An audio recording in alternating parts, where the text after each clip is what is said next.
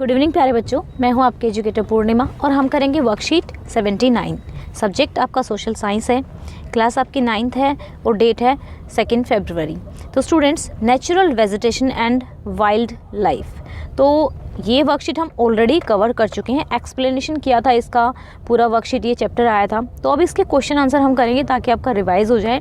तो इसमें देखो, आप देखोगे क्वेश्चन 1 to लेके 5 तक तो आपके छोटे छोटे क्वेश्चन दिए हुए हैं, फिर 1 वर्ड क्वेश्चन दिए हुए हैं, बिल्कुल एक ही वर्ड में आपको आंसर देना है, फिर मैक्सिमम 30 वर्ड्स में आपको आंसर देना है। तो चलिए, what is the difference between indigenous and exotic vegetation.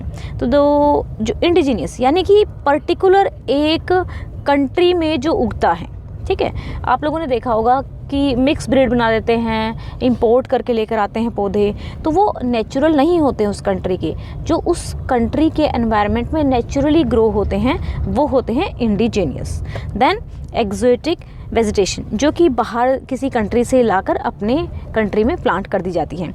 Indigenous species are native species of a country and bred in the same country by similar species. Exotic species are species that are brought from other country, bred within the same variety or crossed with the indigenous or other exotic species. यहाँ पे इसका मतलब ये है कि कई बार तो क्या होता है कि सेम ही वैरायटी के साथ ब्रीड करा दिया जाता है, और कई बार क्या होता है कि यहाँ पे डिफरेंट स्पीसीज जैसे कई फ्लावर्स का मिक्सचर कर देते हैं। ओके, तो अब चलते हैं नेक्स्ट पे। तो मेन आपको याद क्या रखना है, इंडिजीनियस जो कि पर्टिकुलर एक कंट्री का होता है नेचुरली, और एक्जोटिक जो कि बाहर की कंट्री से लाके उसमें डिफरेंट वेरिएशन ला दिए जाते हैं। ठीक है, सुंदर tree is associated with which type of forest. जो सुंदर ट्रीज़ हैं वो मैनग्रोव फॉरेस्ट के लिए स्पेशल हैं। ठीक है, right the main feature of thrown forest. ठीक है, थ्रॉन फॉरेस्ट के आपको मेन फीचर लिखना है। तो यहाँ पर इनकी ना, क्योंकि जो थ्रॉनी फॉरेस्ट होते हैं वो डेजर्ट में पाए जाते हैं, और जो डेजर्ट होता है उसमें क्या होता है कि पानी को पाने के लिए उनकी जो जड़ें होती हैं वो लंबी हो जाती हैं, क्योंकि जड़ें होती हैं वो अंदर तक जाती रहती हैं। तो एक स्पेशल फीचर ये होता है, इनकी रूट्स को टैप रूट भी बोला जाता है। Thorny forest is a dense होते हैं, शर्ब लाइक होते हैं, छोटे छोटे होते हैं, and dry subtropical areas में होते हैं, वार्म टेम्परेट एरियाज़ में होते हैं। Their root are long and leaves are short. अब रूट लॉन्ग इसलिए होते हैं कि पानी को पाने के लिए नीचे बढ़ते रहते हैं, एंड लीव्स छोटे क्यों होते हैं, क्योंकि जो ट्रांसपिरेशन की प्रोसेस होती है ना, जब पत्तों में से पानी निकलता है, ठीक है, तो अगर पत्ते छोटे होंगे तो पानी क्या है, कम लूज़ होगा, तो इसलिए इनके पत्ते छोटे होते हैं। अब चलते हैं नेक्स्ट पे। नेक्स्ट है हमारा, in which state Nanda Devi bio reserve is located. Nanda Devi कहाँ पर है, नंदा देवी है आपका उत्तराखंड में। ठीक है, which state of India has the largest forest area. Largest forest area कौन सी स्टेट का है, ये है मध्य प्रदेश का।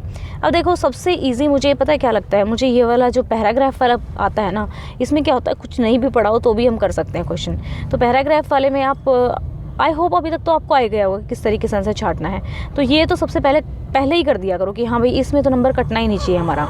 Like it's flora, India is also rich in its फोना।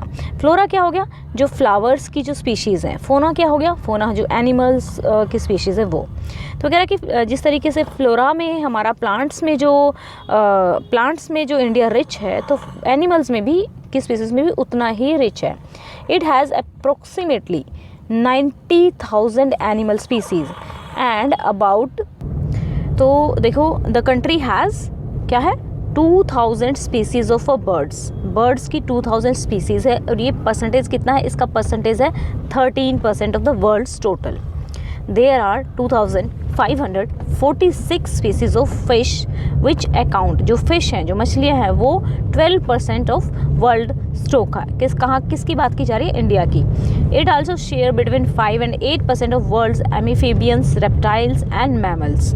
How many species of animals are found in India, कितने species हैं, 90,000 animal species are found in India. First का आंसर हो गया।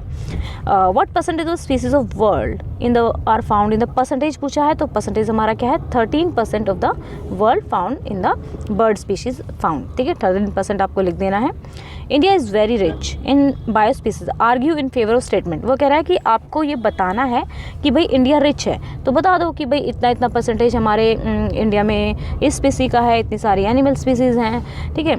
India is very has around 90,000 species of फोना, more than 2,000 species of birds and 2,546 species of fishes, and 5 to 8% of that birds, amphibian, reptile and mammal are found in India, ठीक है। अब करते हैं next. Many species of a fishes are found in India, what are its benefit. अगर fish की species ज़्यादा है India में तो इसके बेनिफिट क्या हैं। Many species of fish are found in India. This enrich biodiversity and is also beneficial for fisheries. Okay, जो फिशर्स होते हैं उनके लिए बेनिफिट होता है, उनको एम्प्लॉयमेंट मिलता है, ठीक है। नेक्स्ट करते हैं। यहाँ पे आपको बताना है 3 डिफरेंस ट्रॉपिकल एवरग्रीन में और डेसिडुअस फॉरेस्ट में। तो ट्रॉपिकल एवरग्रीन क्या हो गया, जब नाम ही एवरग्रीन हो गया, समझो क्या है, ये सदाबहार होते हैं। इनके सदाबहार का मतलब ये नहीं होता है कि इनके पत्ते नहीं गिरते हैं, इनके पत्ते गिरते रहते हैं लेकिन आते रहते हैं। इनमें ऐसा कोई टाइम पीरियड नहीं होता है कि बिल्कुल ही सारे पत्ते गिर गए हैं, ठीक है। तो ये हमेशा हमें ग्रीन ही दिखाई देते हैं। सो डेसिडुअस फॉरेस्ट क्या हो गए, इनमें क्या होता है कि एक सीज़न ऐसा आता है जिसको कह लो पतझड़ वाला, कि एक बार में पौधा जो है अपने सारे पत्ते पेड़ जो है बिल्कुल गिरा देगा, ठीक है। उसके बाद कुछ टाइम बाद, 1 महीने बाद, 15 दिन बाद नए पत्ते आएंगे। तो इसके डिफरेंस लिखेंगे। Evergreen forest are green throughout the year while deciduous forest drop their leaves in dry summer. Evergreen forests are found in an area with average annual rainfall of more than 200 centimeter. Deciduous, ebony, rosewood, rubber, cinchona, etc. tree are found in evergreen forest, while teak, bamboo, sal, rosewood, sandalwood, mulberry, etc. tree are found in deciduous forest. ठीक है, तो ये हो गया हमारा 7th question. अब हम करते हैं नेक्स्ट क्वेश्चन। नेक्स्ट दिया हुआ है कि which factor responsible for the distribution of plant and animals in India. कौन से फैक्टर, किसी भी कंट्री में यही फैक्टर इन्वॉल्व होते हैं। सनलाइट क्या है, टेम्परेचर क्या है, कितनी बारिश होती है, कितनी ऊंचाई पर वो प्लेस है, तो यही हमेशा आपके soil, temperature, sunlight, precipitation and relief मतलब कि कितनी ऊंचाई पे है, पहाड़ी एरिया में है, मैदानी एरिया में है, ठीक है। तो चलिए अब करेंगे next. Think and write any 5 indirect benefit of forest. तो इनडायरेक्ट बेनिफिट लिखने हैं। Provide habitat to wildlife, तो जो भी वाइल्ड जानवर होते हैं उनको रहने का स्थान प्रोवाइड करते हैं। हेल्पफुल होते हैं बारिश को लेके आने में, सोइल इरोजन को रोकते हैं और पोल्यूशन को कंट्रोल करते हैं, और फ्लड को जो है कंट्रोल करने में ये हमारी हेल्प करते हैं, ठीक है। ऑक्सीजन तो डायरेक्ट ही हो गया एक तरह से।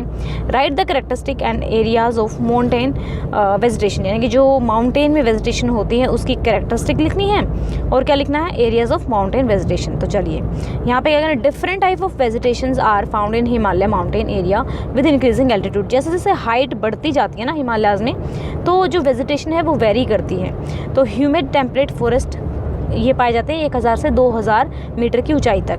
फिर coniferous trees like pine, cedars etcetera are found in 3000 metres में। फिर इससे ऊपर जाओगे तो आपको एल्पाइन वेजिटेशन मिलेगी, ठीक है। Moses, leaching grasses, tundra vegetation ये आपको 4500 से 4800 की हाइट पर मिलेगी। तो इस तरीके से आपको कैरेक्टरिस्टिक करके ये लिखनी है। काफ़ी इंपॉर्टेंट क्वेश्चन है, याद कर लेना। और वैसे भी आपके एग्जाम होंगे तो आप लोगों को अच्छे से, अब जो वर्कशीट है रिविज़न के फॉर्म में आ रही हैं तो वो तो आपको याद करनी ही चाहिए। ओके बच्चों, thank you, have a nice day, may God bless you. Channel को सब्सक्राइब कीजिएगा। थैंक्स।